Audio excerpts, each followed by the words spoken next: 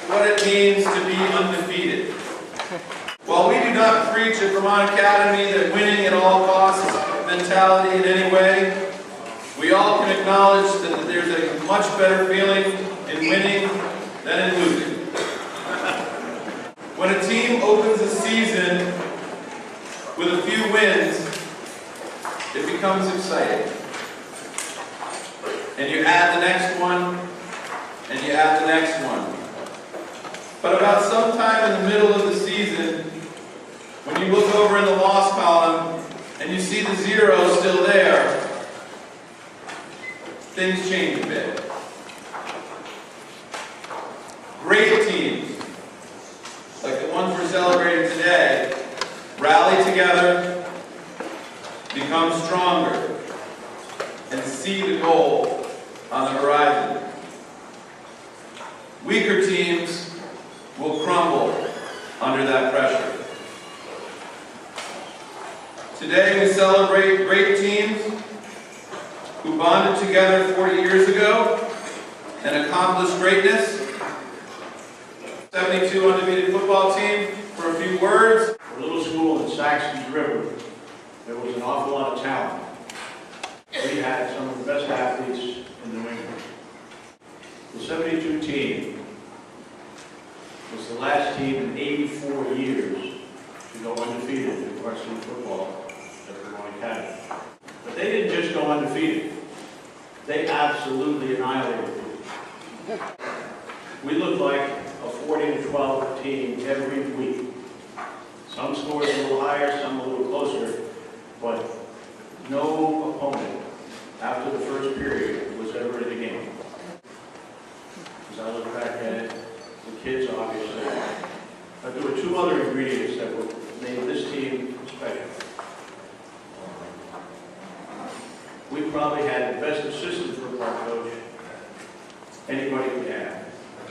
Mr. Robert Harrington.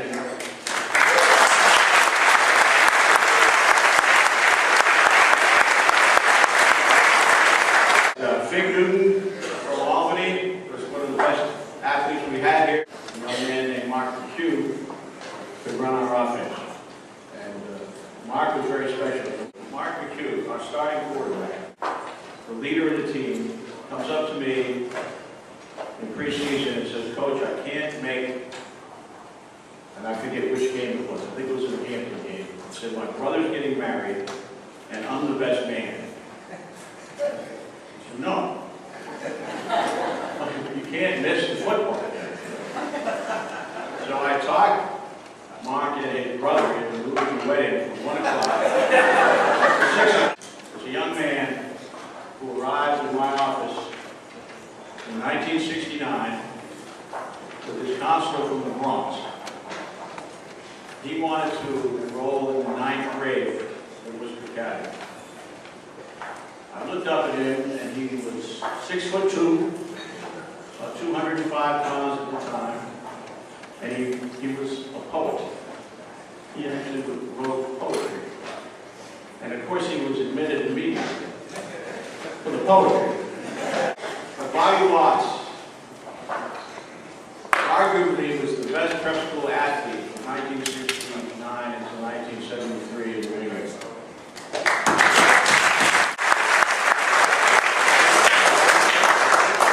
Great athletes make great coaches. We were playing Deerfield, Bobby's senior year, the team was 72. And the Deerfield coach was a close friend of mine named Jim Smith. And after 3 years of seeing Watts, he said to me, "When is he going to graduate?" Because he thought Bobby was a senior when he graduated. And he's got 1 more year, Jim. And I knew that Jim Smith was going to stay up every night preparing for Vermont Academy to stop Bobby Watts. Mr. Arnold Castaner and Mr. Robert Harrington, our coaches, great job.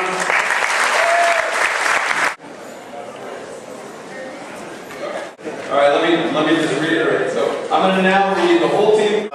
Joey and I were freshmen together. We spent 4 years together. We grew up with the babies when we came here. And whoever came onto that basketball team came onto our team. And we were the foundation of that team.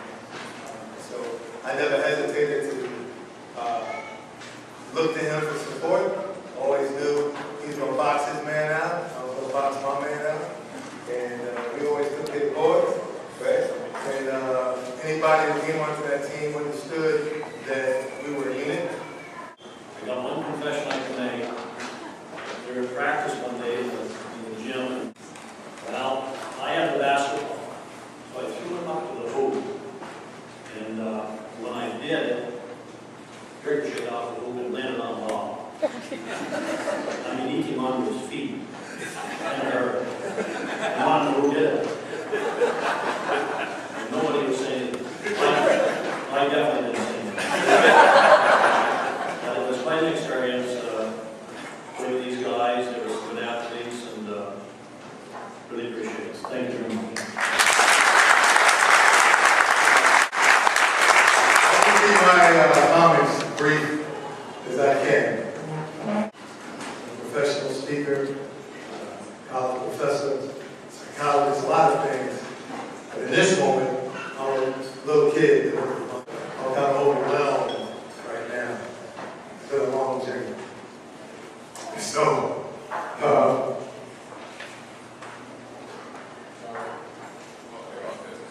first, I'd like to say thank you to the coaches. This is far more than about athletics. What you're witnessing here this afternoon has very little to do with athletics. Athletics happens to be the context, framework for which we function in, and we met each other in, but doesn't even come close to talking about what the relationship is. Just an idea to know each other. So with my coaches, I have to say, first, Mr. Morse. It's not about sports. This man admitted me into this school when I could neither read nor write, and gave me the support as a child that I needed. And that's not about sports. That's about being the best human being you can be. Thank you for extending that grace to me, my family. My brother went on to boarding school, my children went on to boarding school. I sent my nieces and nephews to boarding school because this man gave me an opportunity to go to them. So thank you. Personally. And I wasn't that course. I want to say Mr. Chiefs, and I want to say Mr. Harrington, I want to say Mr. Captain, because those are my surrogate fathers. And I will never disrespect them by calling them just Dexter or just you'll always be listed to me.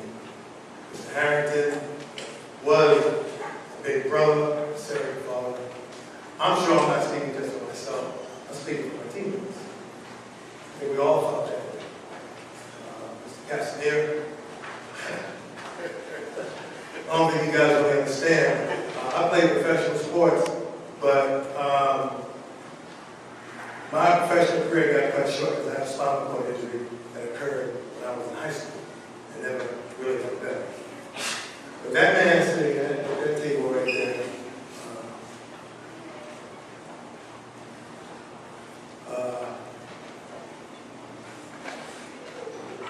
he took me in his car.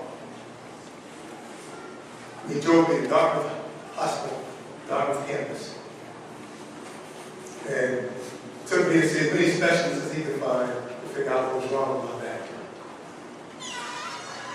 I played college football, I played professional football, and no one ever showed me that much love, that much concern. No one, no coach, no team owner, no trainer, no one, my whole career showed me that much love. That's not about basketball. That's not about what I can do for you on the court. That's because you love me, care about me. That can only happen in the school. So thank you, Mr. Castanera.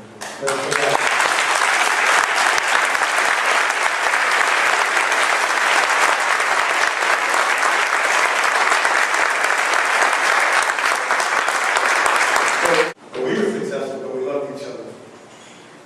We had leaders who loved us. That permeated through the team. When we saw each other this weekend, we said little about sports. But then it returned to how you doing, hugs.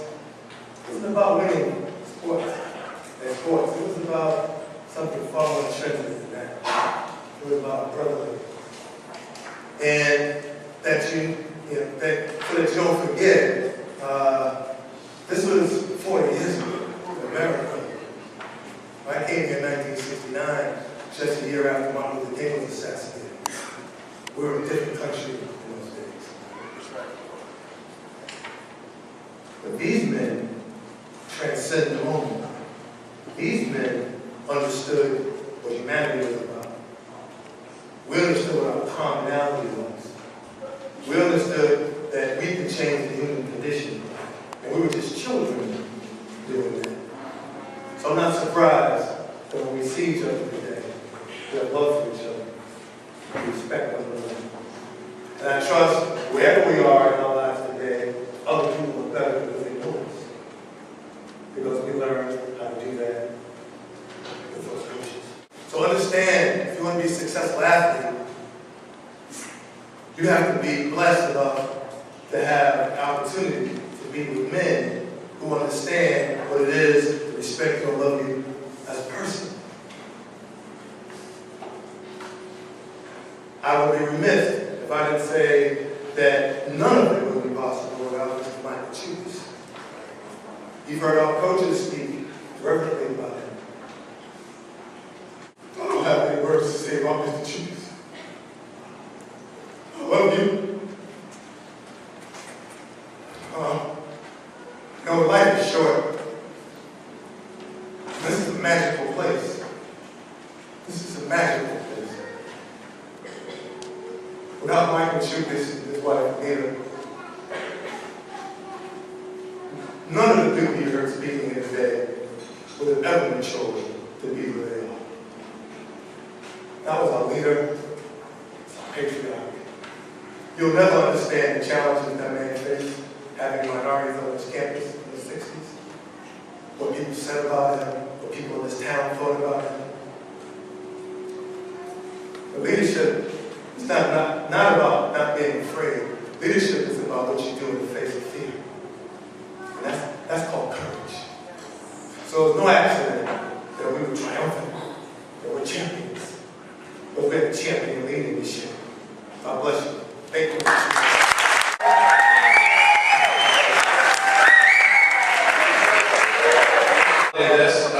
I can't forget that.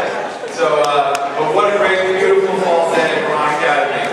I'm Sean Brennan, head of school. I think I've met most of you over the course of the last 2 days. If I haven't met you, please do come up and introduce yourself. I try to meet everybody that comes through. And I have never felt more warmth, more love, more sense of purpose than I feel at